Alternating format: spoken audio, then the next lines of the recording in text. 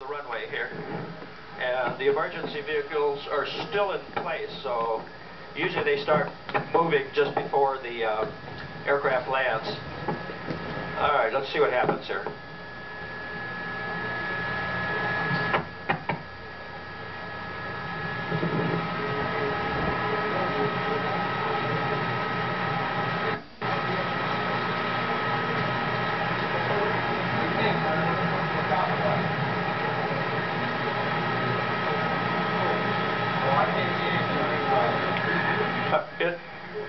It looks like both tires are intact.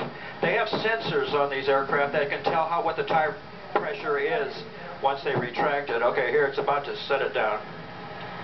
Very gently.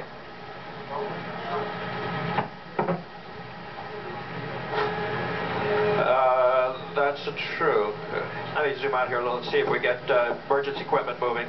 Okay, he's in the thrust reverser mode, slowing it down with the engine thrust. And I'm not sure which part of the airport he's on here, Kurt. I'll go zoom out real quick, see if we've got any emergency vehicles moving. Yep, there they are. They're paralleling him.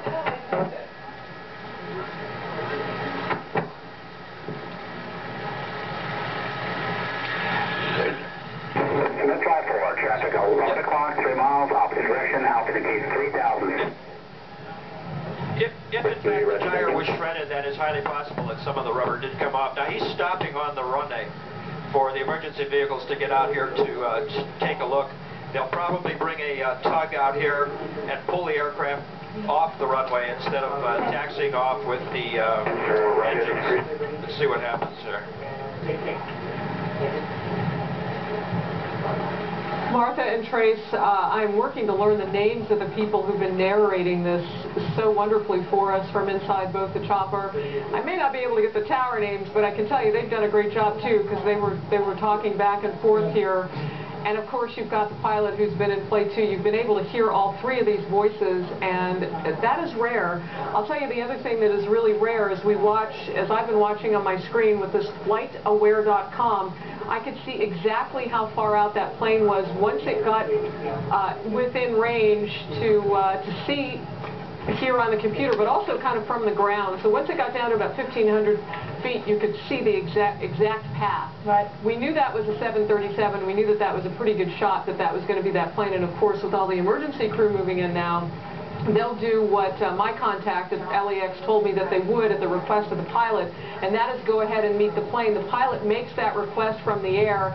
They dispatch based on what he thinks he'll need when he puts that plane down. Trace, and I'm sure you've got so much more to talk about with that. You look at this, Trace, the first indication that I got that there was anything wrong with this plane was just watching those vehicles pull out close to it and seeing these guys run up. I mean, that landing was as smooth as any as I've ever seen.